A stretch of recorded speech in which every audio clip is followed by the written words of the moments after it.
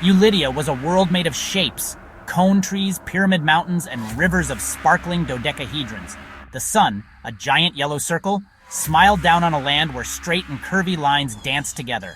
Patterns covered everything, and every corner held a new geometric wonder.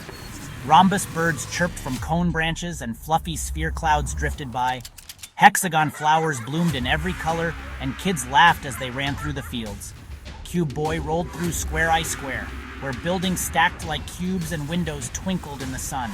Everyone in Eulidia was a shape with a job. Cylinder cops kept the peace, sphere bakers made round cakes. Most spheres in Eulidia were known for causing trouble, but not all spheres were evil. Some were kind and helpful too. Today was the Shape Festival. Parades of polygons, games, and laughter filled the air. The whole world felt like one big party. Cube Boi loved days like this. Surrounded by friends and fun, nothing could possibly go wrong on such a perfect day, or so they thought. The geometric harmony of Eulidia was about to be challenged. No one could have predicted what was coming, not even in their wildest, most angular dreams. Cube Boi was a bright orange cube with curious eyes, no mouth, but always ready for adventure. He could roll, tumble, and stack himself high to see the world. His best friend was Trigoober, a smart green pyramid with a jetpack. No mouth, but always full of ideas. Trigoober was clever, adventurous, and loyal, always by Cube Boi's side. Together, they explored the regions of Eulidia, the sharp lines of Euclidia, the rolling waves of Roundtopia, the sweet forests of Sweet Stump, the racing ramps of Ramp Racers, the doodle-filled lands of Doodletopia, and the deep blue of Ocean. Cube Boi was the sturdy base. Trigoober, with his jetpack, always found the narrowest paths. Their friendship was unbreakable, a perfect geometric match. On Shape Festival Day, they stacked the shapes, celebrating with laughter and cheers. They were about to get a round cake to celebrate. But their fun was about to be interrupted. Something very, very not fun was coming. Cube Boi and Trigoober had no idea what was about to happen. Their world was about to change, but together they were ready for anything, or so they hoped. The adventure was just beginning.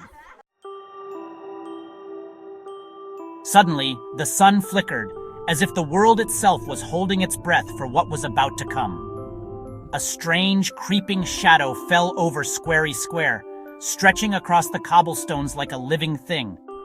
The festival music stopped abruptly. The sky above turned a heavy, oppressive gray, swallowing the last hints of sunlight. Rhombus birds, once chirping and fluttering, fell silent mid-flight. A cold, biting wind swept through the town, sending shivers down every spine. In the very center of the square stood a new shape, an exact copy of Cube Boi, but cast in dark gray, his presence menacing and unnatural.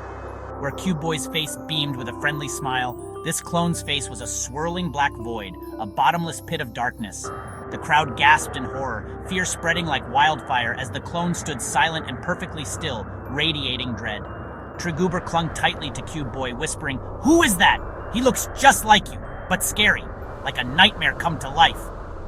Cube Boi stared at his clone, confusion and fear mixing in his eyes, unable to look away from this dark reflection of himself. The clone stepped forward, and with every step, the ground beneath him cracked and lost its color, as if he was draining the very life from the earth. He was a walking black hole, a force that seemed to suck away all light, draining life and joy from Eulidia with every movement. He was the opposite of everything Eulidia stood for. Not creation, but destruction. Not color, but emptiness. The party was over, and hope seemed to fade. The world held its breath, every heart pounding in suspense, waiting for what would happen next. Cube Boi and Trigoober faced a nightmare made real, standing together against the impossible. The perfect day had turned into a perfect storm, as darkness gathered and hope seemed to vanish. And at the center of it all, the storm had a void for a face, promising that nothing would ever be the same again. The evil clone spoke, his voice a cold, empty whisper that seemed to chill the very air. Every word echoed with a sense of dread, as if the darkness itself was listening. "I am Voidface.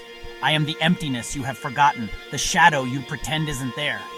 He looked around slowly, the void on his face growing wider, swallowing all light and hope from the room. "Your world is too full, too bright, too happy. There should be nothing, only the silence of the void, he hissed as the festival's colors began to fade. I will erase Eulidia and leave behind perfect, beautiful nothing. No laughter, no music, no memories, just endless emptiness. He raised his arm, and a beam of blackness shot out, erasing a stack of colorful festival boxes, gone in an instant, as if they had never existed at all. The shapes screamed in terror as Voidface demonstrated his power, their cries echoing through the emptying square. He could erase their world piece by piece until nothing remained but silence and shadow. Soon this whole world will be inside me. Your mountains, your rivers, your homes, and you, all will vanish into the void. There is nothing you can do to stop me. The void always wins. Resistance is pointless. The sky grew darker, the ground lost its color, and a heavy silence settled over Eulidia. Eulidia was in terrible trouble. The people could feel hope slipping away, replaced by fear and confusion, and the one causing it looked just like their hero, a twisted reflection of everything they trusted. Fear spread through the crowd, growing with every second as the darkness crept closer. Cube Boi and Trigoober realized the threat was real. The void was hungry, and it would not stop until everything was gone. And it was coming for everything, swallowing light, color, and hope itself. The shapes of Eulidia trembled, their world on the brink of vanishing into the endless void. Cube Boi was scared. His blue sides felt pale, and his heart thudded in his chest like a drum. Every shadow seemed longer, every sound sharper. He'd never felt fear like this before. A clone who wanted to destroy everything? It was almost too much to even imagine. The threat loomed over them like a storm cloud, heavy and dark. He saw fear in his friends and the color draining from the world, as if hope itself was slipping away. The city felt colder, quieter, and emptier than ever before. Part of him wanted to hide, to run far away, but then he looked at Trigoober, shaking, but still by his side, refusing to leave him alone. Being brave didn't mean not being scared. It meant doing the right thing anyway, even when your knees trembled and your voice wavered. Trigoober, we have to do something, Cube Boi said, voice shaky but determined, his eyes searching for courage in his friend's face. But what can we do? He's erasing everything, Trigoober replied, his words barely more than a whisper. The problem seemed impossible. How do you fight nothing? How do you stand up to a force that erases the very ground beneath your feet? Cube Boi took a deep breath. I don't know, but we can't let him win. This is our home, and we have to protect it, no matter how scared we are. Even if we're scared, we have to be brave together. That's the only way we stand a chance. Trigoober straightened up. Okay, together. What's the plan, best bud? His voice was steadier now, hope flickering in his eyes. Their fear turned into determination, and a new energy sparked between them. They weren't alone. They had each other. They would stand up for Eulidia, for their friends, and for everything they loved. No matter how impossible it seemed, they refused to give up. The first step was believing they could make a difference. The second was acting. Together, side by side, no matter what. The shapes around them watched, hope flickering in their eyes, waiting for someone to lead the way. Cube Boi and Trigoober were ready to try, hearts pounding but spirits rising. The fight for Eulidia had begun, and this time they would face it together. Voidface was erasing everything. Lampposts, fountains, decorations. The shapes ran and hid, but Cube Boi and Trigoober hid behind a sphere boulder thinking. He's like a vacuum cleaner for everything, Trigoober said. How do you stop a vacuum? You unplug it, or fill it up, Cube Boi realized. If we give him so much stuff, maybe he can't handle it. They needed something big, something with lots of shapes and colors. The Shape Festival. All the decorations, floats, and banners. It's our only shot, Cube Boi said. We need to throw everything at his face. Fight nothing with everything. The plan was wild, but it was all they had. They gathered their courage. It was time for action. The fate of Eulidia depended on their crazy idea. They prepared to rally the other shapes. The showdown was about to begin.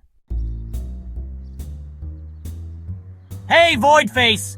Cube Boi shouted, rolling out from behind the boulder. Voidface turned, hissing, Have you come to be erased first? Nope, we've come to redecorate, Trigoober yelled. The other shapes, inspired, began gathering festival decorations. Cube Boi charged, dodging beams of nothingness. Trigoober and rectangle shapes pushed a giant parade float, a dragon of polygons at Voidface. The float crashed into him, and the void began sucking it in. It's working! More! Cube Boi cried. Shapes hurled banners, blocks, and confetti at Voidface's face. The void sucked it all in, faster and faster. Voidface stumbled, groaning. Too much, too many colors. The void flickered, overloaded, but the pull grew stronger, sucking in rocks and dirt. The world shook. It was a race against time. Would their plan work or destroy Eulidia? The shapes kept throwing everything they had. The final battle was on. The pull from Voidface's face was immense, like a hurricane. Buildings slid, the sky swirled, and the festival grounds were nearly bare. "It's not enough," Trigoober yelled. Cube Boi realized they were missing something. Not just shapes, but what they represented. Friendship, courage, hope. He turned to Trigoober. "There's one more thing to give him. You're the best friend a cube could ask for," Cube Boi said. He turned to the crowd. "All of you! You are Eulidia! You are brave!" A warm light glowed from Cube Boi's chest. Friendship, courage, love. Trigoober glowed too, and soon all the shapes shone with their own light. The square filled with a brilliant rainbow. Cube Boi focused all his light into a beam. "A void is empty, but we are full!" he shouted, blasting the beam into Voidface's vortex. Voidface screamed, "No! Too bright! Too full!" The void flickered, then shattered in a burst of light. When it cleared, Voidface was gone. The sky turned blue, colors rushed back, Eulidia was saved, the world cheered, the darkness was gone. Eulidia was quiet, then erupted in joyful cheers. Shapes lifted Cube Boi and Trigoober onto their shoulders. The town square was a mess, but no one cared. Their world was safe. Cube Boi and Trigoober smiled, tired but happy. They had faced the impossible and won. It wasn't just about being strong shapes, it was about strong hearts. Their friendship was the key, more powerful than any void. The shapes worked together to clean up, helping each other like never before. They were more than a collection of shapes. They were a community. They learned that hope shines brightest when shared. Life in Eulidia went on, but now it was something more. A world that knew the value of courage and friendship. Cube Boi and Trigoober would have more adventures, but they'd never forget the day they stood together against the void.